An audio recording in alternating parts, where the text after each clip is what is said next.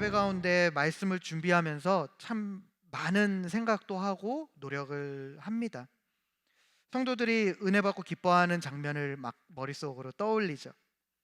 그리고 아멘이 크게 나오는 장면을 또 생각하기도 합니다. 그래서 앉을 때나 설 때나 밥 먹을 때나 심지어 TV를 볼 때도 설교를 내가 어떻게 해야 되지? 그 말씀 구절은 내가 제대로 보고 있는 건가?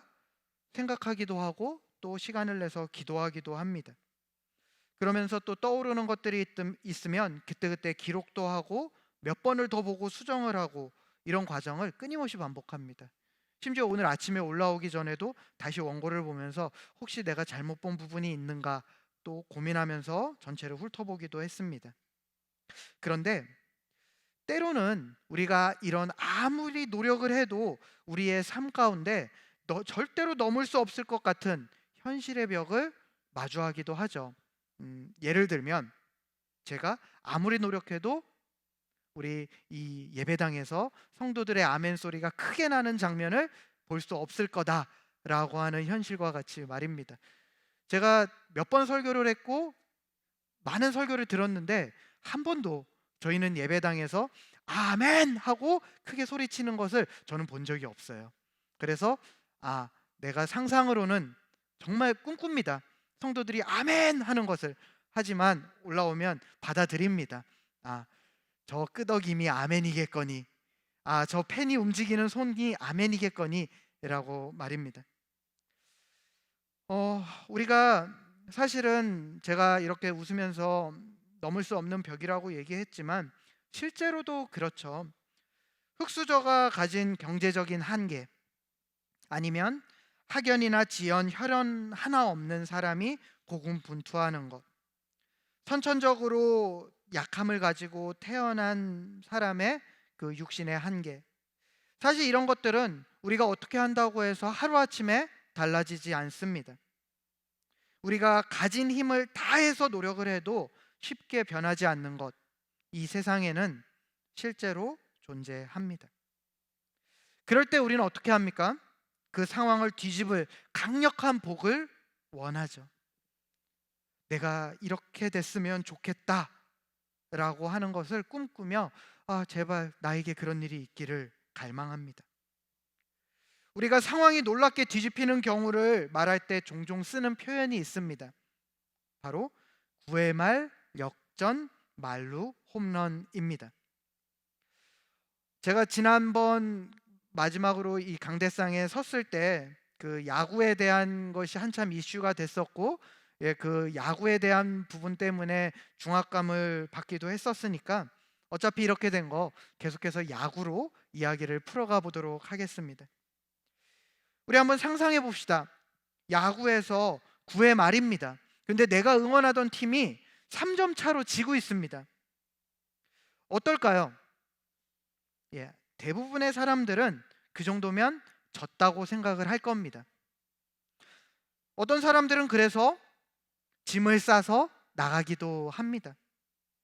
그런데 그런 상황 가운데에서 내가 짐을 싸서 막 나가려고 하는데 갑자기 함성이 들립니다. 보니까 투수가 실책을 했어요. 그래서 한 명이 나갔습니다.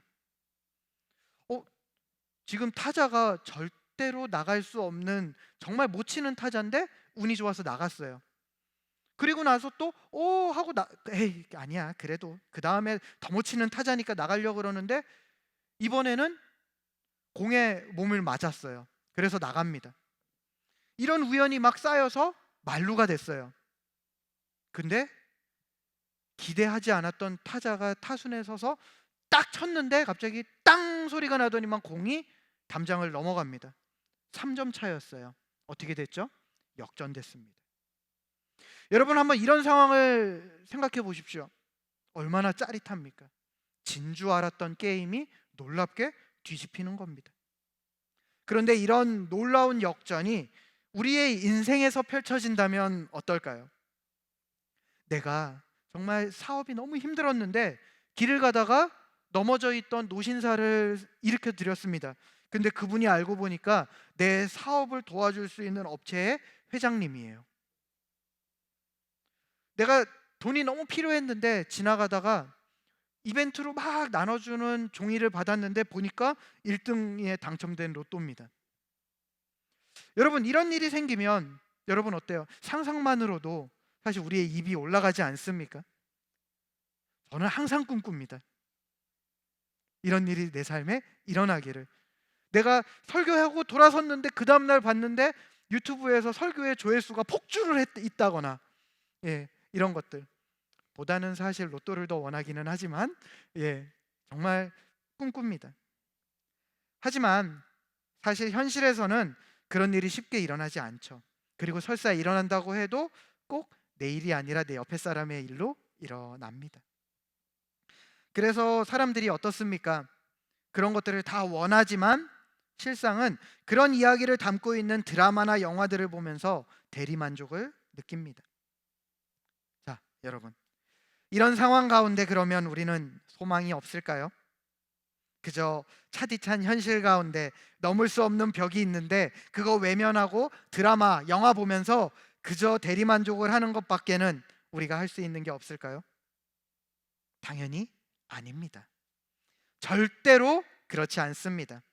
왜죠? 우리가 비록 지금은 세상 가운데 치이고 눌리고 지는 것 같지만 사실 우리는 그렇게 지음받은 존재가 아닙니다. 우리의 존재에 대해서 성경이 무엇이라고 이야기합니까?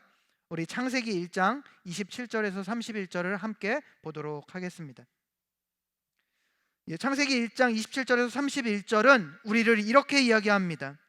하나님이 당신의 형상대로 사람을 창조하셨으니 곧 하나님의 형상대로 사람을 창조하셨다. 하나님이 그들을 남자와 여자로 창조하셨다. 하나님이 그들에게 복을 베푸셨다. 하나님이 그들에게 말씀하시기를 생육하고 번성하여 땅에 충만하여라. 땅을 정복하여라. 바다의 고기와 공중의 새와 땅 위에 살아 움직이는 모든 생물을 다스려라 하셨다. 하나님이 말씀하시기를 내가 온 땅 위에 있는 씨 맺는 모든 채소와 씨 있는 열매를 맺는 모든 나무를 너희에게 준다. 이것들이 너희의 먹거리가 될 것이다. 또 땅의 모든 짐승과 공중의 모든 새와 땅 위에 사는 모든 것 곧 생명을 지닌 모든 것에게도 모든 푸른 풀을 먹거리로 준다 하시니 그대로 되었다. 하나님이 손수 만드신 것을 보시니 보시기에 참 좋았다. 저녁이 되고 아침이 되니 엿새 날이 지났다. 아멘. 우리가 어떻습니까? 우리는 하나님의 형상을 따라 지음받은 특별한 존재입니다. 우리를 지으시고 하나님께서는 보시기에 참 좋았다라고 하셨습니다. 하나님이 그 모든 것들을 다 우리에게 주셨죠. 사실은 우리가 넘을 수 없어 보이던 그 거대한 환경, 상황, 현실 이런 것들은 우리를 위해서 하나님이 지으셨고 우리를 위해서 약속된 것들이었습니다. 우리가 단지 그것을 지금 놓치고 있었던 것 뿐이죠. 오늘 우리 이것을 한번 회복하는 시간을 가져보려고 합니다. 이 시간 우리는 성경의 인물들 중에서 그 삶의 놀라운 역전을 맛본 한 사람의 이야기를 함께 살펴보겠습니다. 오늘 말씀을 통해서 세상이 보여주는 현실의 한계를 넘어서 우리를 향해 약속하신 하나님의 짜릿한 역전을 붙잡는 은혜가 충만한 시간이 될 수 있기를 간절히 기도합니다. 자, 오늘 본문의 주인공, 그 이름이 무엇입니까? 바로 야베스입니다. 그의 이름은 어머니가 지어주셨는데 그 이름의 의미가 고통, 슬픔, 어려움을 겪다 이런 뜻이에요.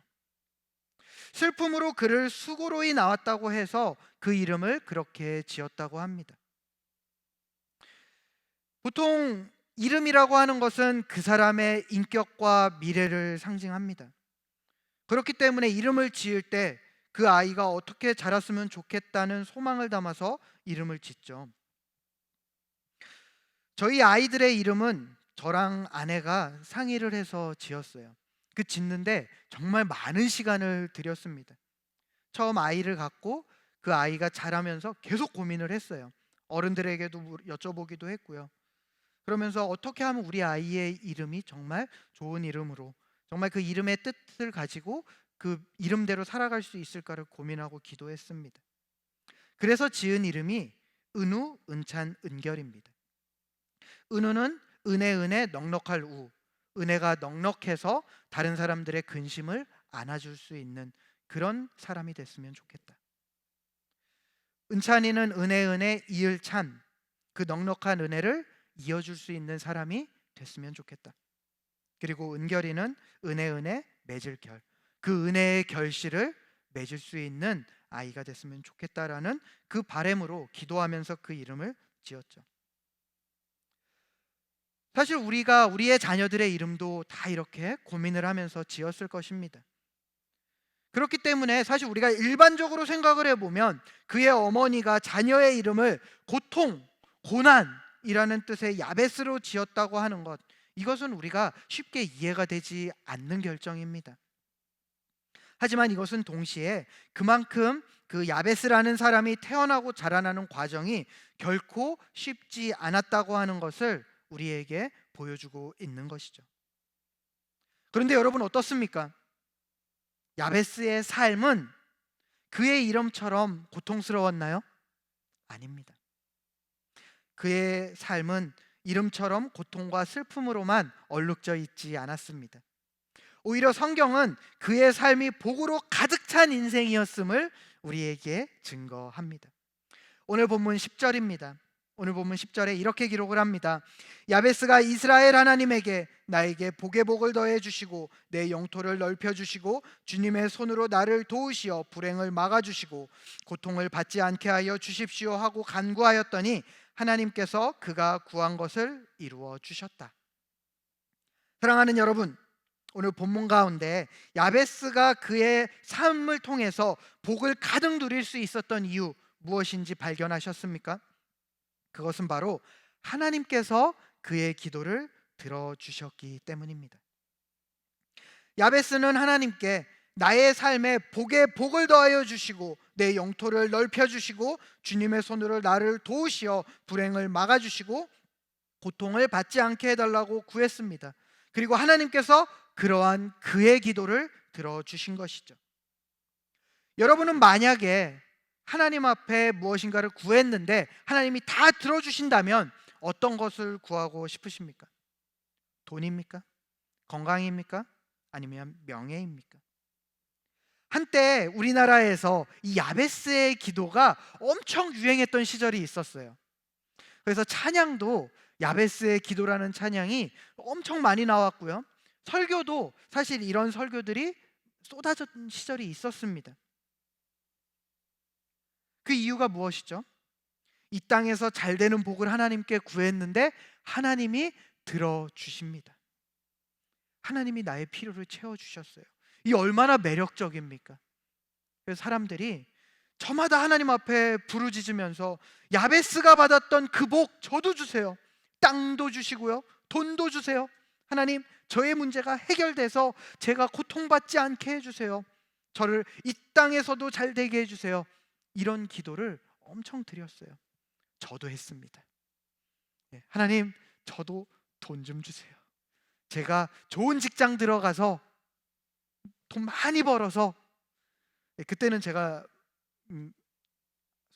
목회 소명이 없었을 때라서 좋은 직장 들어가서 돈 많이 벌어서 하나님, 저 정말 떵떵거리고 살게 해주세요. 그러면 11조도 많이 하고요, 그러면 그걸 통해서 하나님의 사람이 이렇게 돈 잘 벌고 할 수 있다는 거 마음껏 자랑하게 해주세요.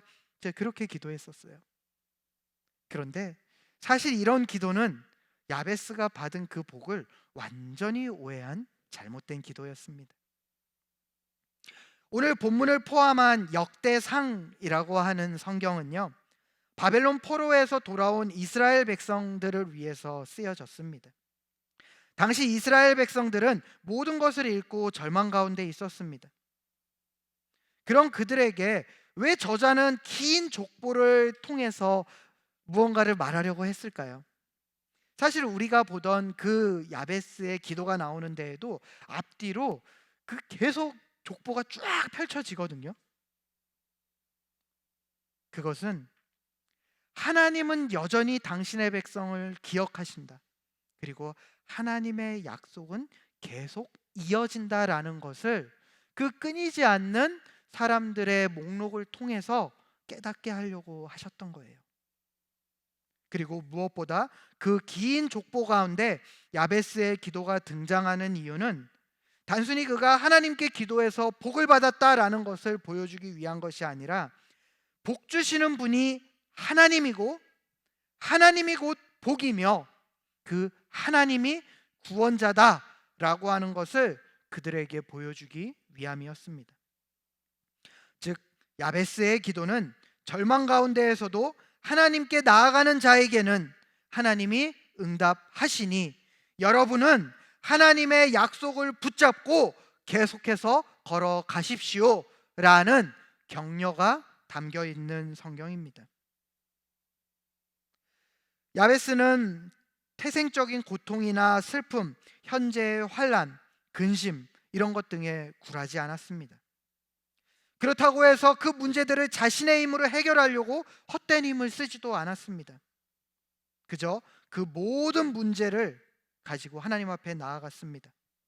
모든 문제의 해결이 바로 하나님임을 믿고 자신의 모든 것을 하나님께 맡겨드린 것입니다. 그리고 그 믿음의 응답을 받은 것이죠. 사랑하는 성도 여러분, 야베스의 역전이 어떻게 시작이 됐습니까? 그가 무엇인가를 더 해서입니까? 그가 좋은 배경을 가지고 있지 않았고요. 그가 특별한 능력이 있지도 않았어요. 그렇다고 해서 무언가 수고를 더하지도 않았습니다. 오늘 본문 10절을 보십시오. 하나님께서 그가 구한 것을 이루어 주셨다. 사실 오늘 이야기 속 그 역전의 주인공은 야베스가 아닙니다. 그 역전의 주인공은 바로 하나님이십니다. 야베스는 단지 하나님께 나아갔을 뿐이죠. 그리고 하나님께서 그의 믿음에 그대로 응답하신 것입니다. 이제 우리의 이야기를 한번 해볼까요? 우리는 우리의 삶의 문제 앞에서 세 가지 선택을 할 수 있습니다. 첫 번째는 나는 흙수저야. 나는 학벌이 없어. 나는 배경이 없어. 나는 이미 늦었어. 라고 얘기하면서 현실에 주저앉는 선택을 하는 것입니다. 하지만 이런 선택은 하나님의 형상대로 지음받은 우리의 정체성을 정면으로 부정하는, 하나님이 우리를 어떤 존재로 지었는지를 스스로 버리는 선택입니다. 그렇다면 두 번째는 어떤 선택이 있을까요?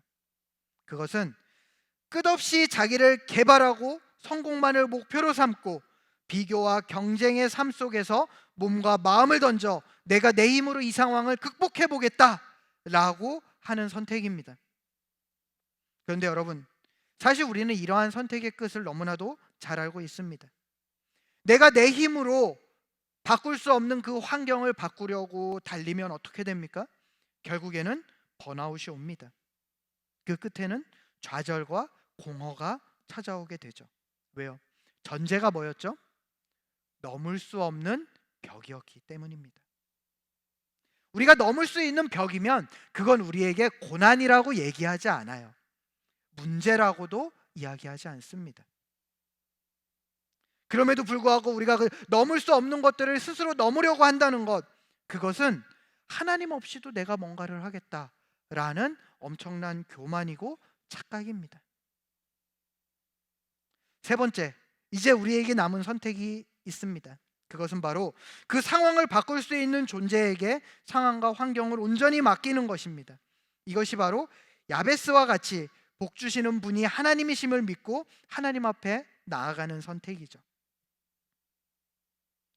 우리가 이러한 선택을 하면 내 한계를 인정하되 우리는 절망하지 않습니다. 나는 못하지만 내 안에 그 일을 이루실 수 있는 분이 함께 하시기 때문입니다. 그렇기 때문에 그런 선택을 하면 우리는 오히려 하나님의 주권을 인정하고 내 손을 펴고 내가 무엇인가를 움켜쥐지 아니하고 하나님께 온전히 나아가기만 하면 됩니다. 우리는 이것을 믿음이라고 말하죠. 그리고 이러한 선택이야말로 믿는 자의 선택입니다. 야베스의 기도는 단순한 복을 구하는 기도가 아닙니다.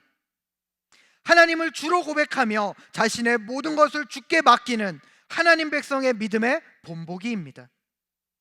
그렇기 때문에 역대상의 저자가 그의 가족 중 가장 존중을 받은 야베스라는 인물의 기도를 그곳에 넣은 것이죠. 사실 성경은 우리에게 야베스와 같이 하나님께 나아가 역전을 경험한 수많은 사람들을 보여줍니다. 요셉이 어떻습니까? 형들에게 팔려서 노예로 가죠. 억울하게 감옥에 갇힙니다.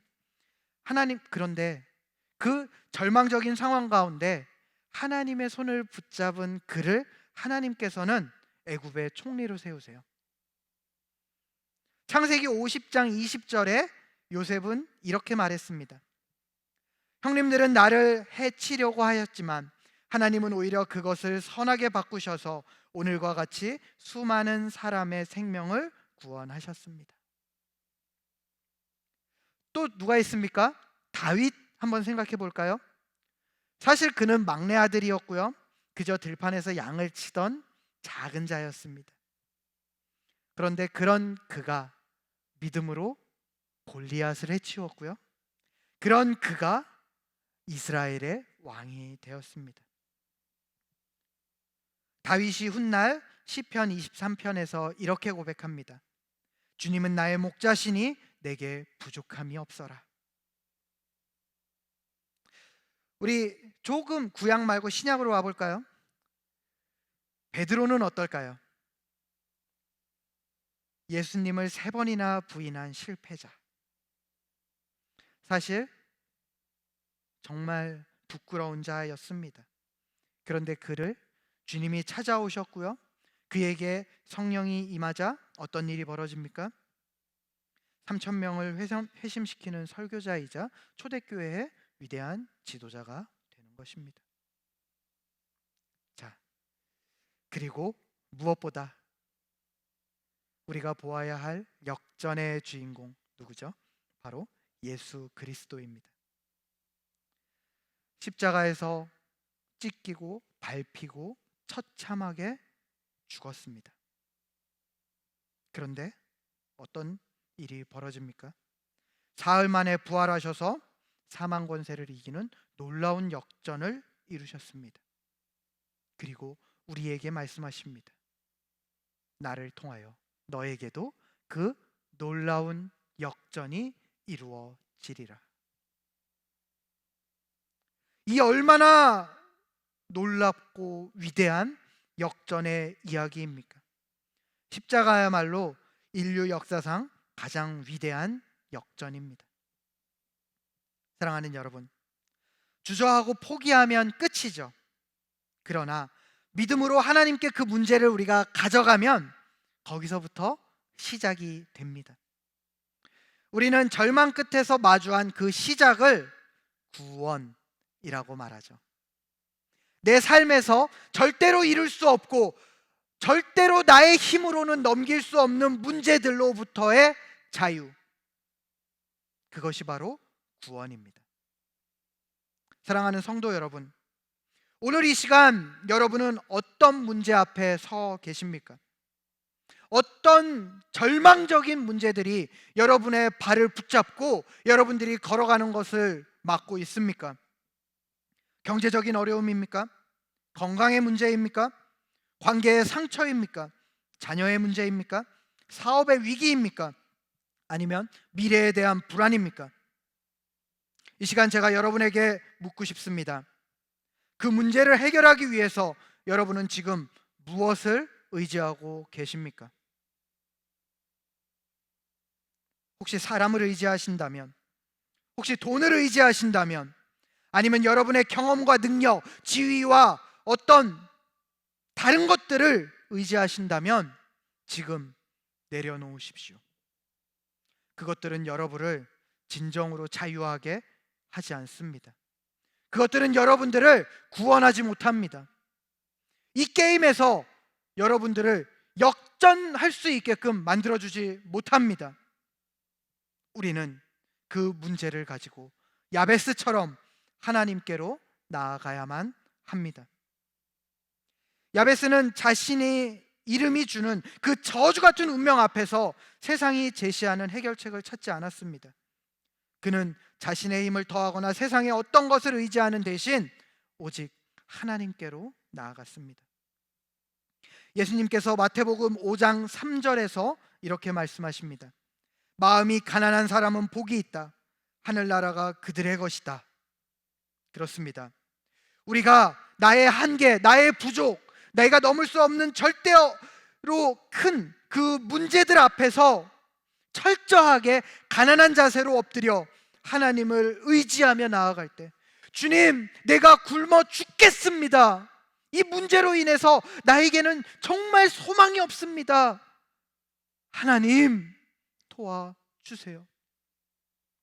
그럴 때, 그때야말로 우리는 진정한 하나님이 다스리시는 나라를 누릴 수 있게 되는 것입니다.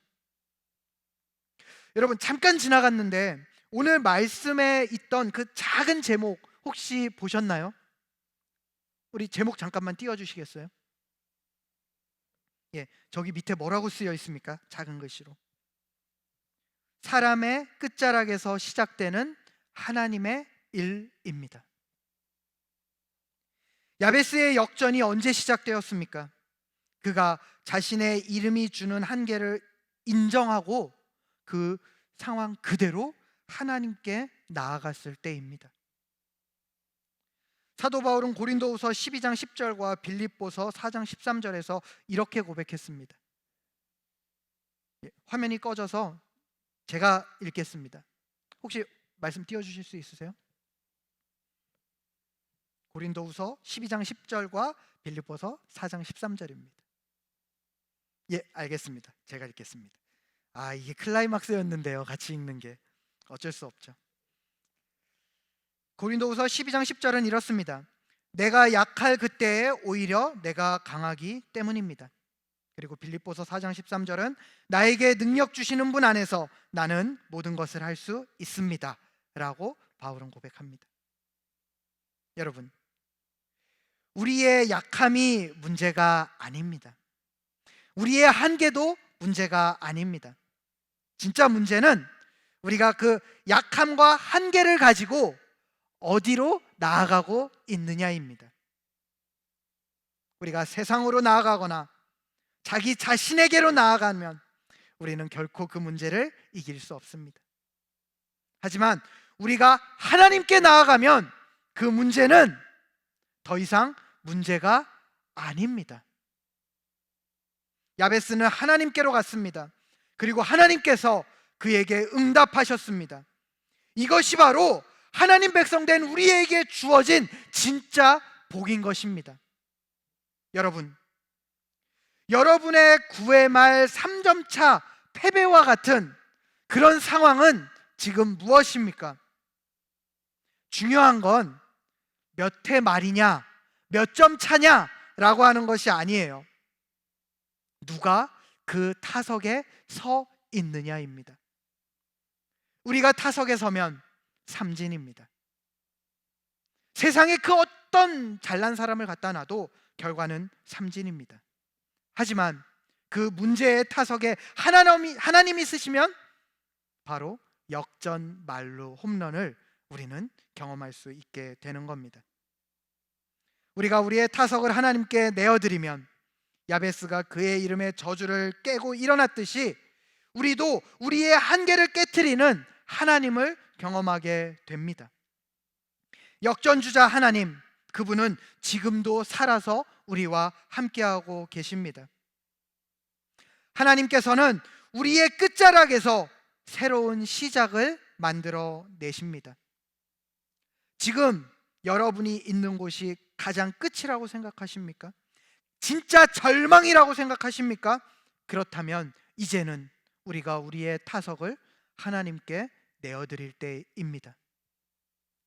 바라기는 이 시간 말씀 앞에 나온 우리 모든 사랑 믿는 교회 성도들이 믿음으로 하나님께 나아가 내 문제를 하나님께 온전히 맡겨드림으로 하나님으로 완성되는 그 복된 인생을 온전히 누리고 또한 증거하는 하나님의 복된 자들이 다 될 수 있기를 이 시간 간절히 기도합니다.